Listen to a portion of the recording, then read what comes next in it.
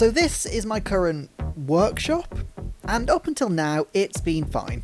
But since I bought an abandoned Mitsubishi GTO to restore and modify, I'm not sure this is going to cut it anymore. So in true ADHD form, I woke up in the middle of the night with an idea, went onto Amazon and bought a gazebo, and then I couldn't sleep. But here it is, my new workshop. Get building. Now the idea of this is simple. I need a permanent dry space where I can restore, build and paint parts for the car. And seeing as the UK weather is about as predictable as its government, and that I have no space for anything actually permanent, I figured a gazebo would be perfect. And now that we have a roof and walls, the first thing a workshop needs is a workbench. So after hours of scrolling the internet looking for the perfect one, I came to one startling conclusion. It doesn't exist. So I'm going to have to build one. And that was the plan. But somehow, I didn't know it existed, but in my shed, left by the previous occupant, I found this. It's not much, but it's enough to get started with, so I managed to get it out of the shed, clean it all up, and then into the gazebo so I could start making a plan. I don't think it's big enough. That's what she said. I think we can make it work. I just need to buy more materials. And that's also what she said. But after a successful shopping trip, I got all the materials into the gazebo to start working on it. It needs to be wide enough and long enough for all the materials coming off the car to be worked on with plenty of space to spare. Then I wanted to put a piece of wood underneath, so we had some additional storage if we needed it.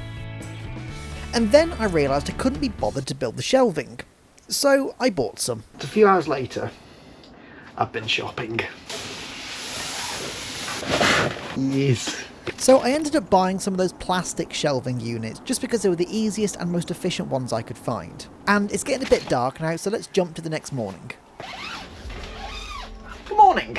So, I am still waiting for a couple of bits to arrive just to kind of finish off. So in the meantime, this is where this space gets a little bit more complicated.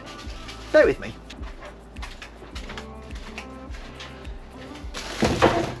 Alright, so I've got two TVs here. This one I just kind of laying around. That one wasn't laying around. It wasn't really in use though either. That's besides the point. So I need to find a way of mounting these, and I'll explain why in just a little bit.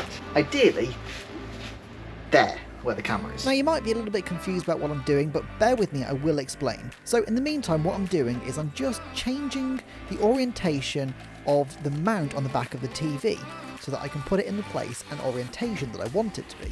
Okay, so now this is in a position where it's usable. Now it's time to actually build something that this can stand on, basically, because this is not going to sit on the desk. It's too big and lumbersome to sit on the desk.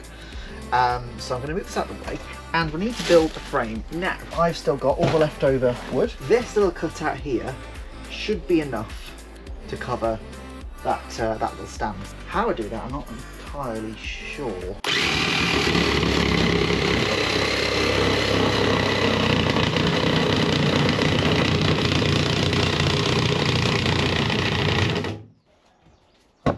That'll do. For more health and safety tips, don't forget to hit me up. The base is going to sit on there, and I need to make this basically sit right underneath the desk, so this can sit in the corner. So if you look underneath the desk here, you've got this little ridge here, and that can sit flush there. So all I need to then do is build some legs to support it on this side, and I can screw into there, and that'll be all good. So I just made a very basic frame for the base to mount to, and then I could screw it into the side of the table.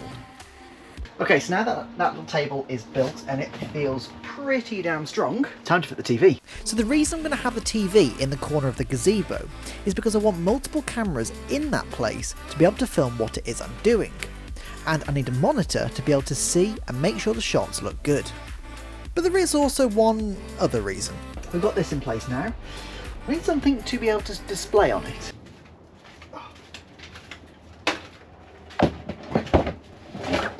This is a PC. It's not just any PC though. This is the PC that I have streamed with. Yes, you heard that right. I've had an idea to stream the rebuild of the GTO.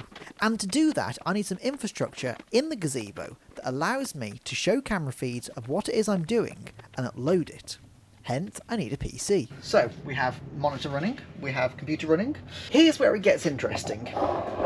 You see, filming these videos takes a long time, especially on the car.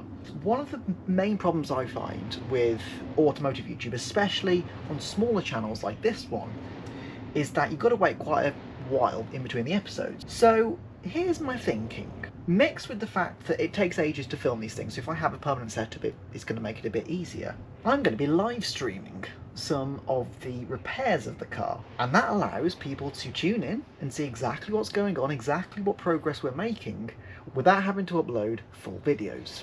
Just a clarification here, I will still be uploading the videos, but what I'm referencing here is kind of like the second channel videos you see, where it's a bit more of a laid back version. So this is my way of being able to give people content without having to upload separate videos aside from the main video, if that makes sense.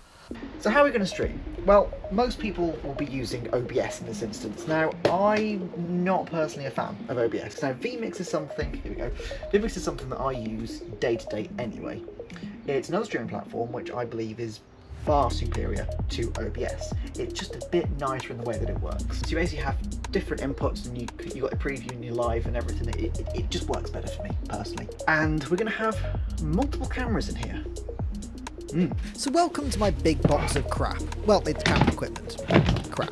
But basically everything that I'm going to need to create this is in this box. These are capture cards. Now they're very cheap, £10 I think, off Amazon, and I've got 6 of them. So how this works is the USB gets plugged into the computer, you have HDMI come out of here to the camera. I have a couple of these Sony a6000. They're fantastic for the size what they are. Now I'm going to have one that's pointing at me, and one that's pointing directly down at the workbench. So I'm thinking the one that's pointing at me, I'm going to probably mount over here. That's kind of my thinking. So it's pointing directly at me and looks perfect. So deep in my box of things I found a clamp that I was able to mount onto the bracket next to the TV and then put the camera onto that. So it's nice, it's stable, and it's in a good position that will never change. So all we need to do is route the cables and then configure the input in vMix. Surely. Oh, it is. Okay, there we go. Lovely. So I'll be sort of here. You can kind of see the camera's there. Abracadabra. It is quite dark. We're getting to that. It's now time for the second camera. The second camera is going to go up, looking down like this. All right? So it's going to be able to see the worktop and see exactly what I'm doing. This is a little clamp I got ages ago. I don't see a reason why this won't work. So it's just the same thing again. Mount the clamp, mount the camera, run the cables, configure in vMix. Great success. After this, it was time to figure out the lighting. Well, when I say figure out... Alright, we have some lights now. So I've got one overhead light, as you can see here. I've got a ring light around the camera here. I've got a LED panel here, and I've got an LED panel up there as well. You can kind of see, like, I've got some proper decent lighting now. And on the actual stream, on vMix, it looks pretty damn good. Then we can start looking at ways to control vMix without having to use the mouse or anything. So I spent the next hour building the vMix profile and setting up a stream deck so I could control the cameras. But I forgot to hit record. Alright, so I don't think the camera was filming for all of that, but I've created a vMix profile, and it's a very basic setup, but I have got some split screens as well, so that we can kind of look at both cameras at the same time, which is obviously quite cool. And until the last couple of tool deliveries arrived, that was pretty much all I could do. Right, it's a bit of a mess. Now, let's tidy it up.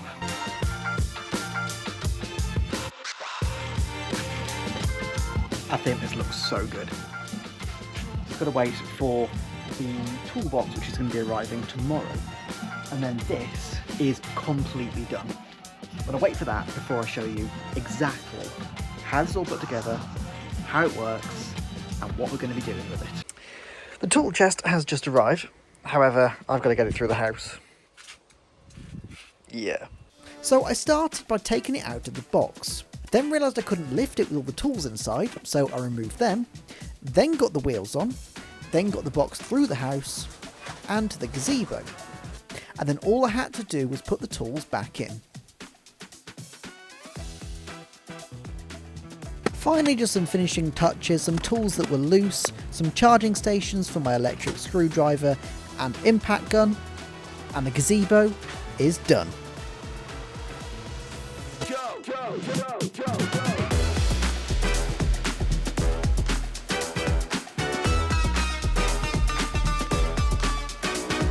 Well, here it is, the final product.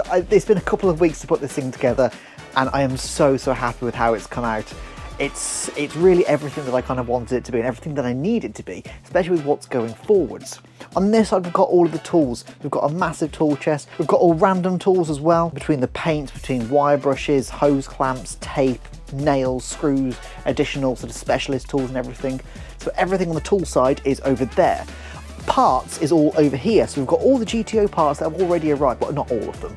A lot of the GTO parts have already arrived and ready to get fitted onto the car.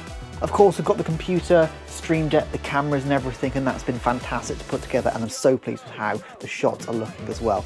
And as I mentioned, we are going to be live streaming it, which I'm so excited for. That'll be starting in the next week. We'll be starting with the brakes. But if you want to find out more about the car, about the history of it, how I got it and what I plan to do with it, then you can click up there.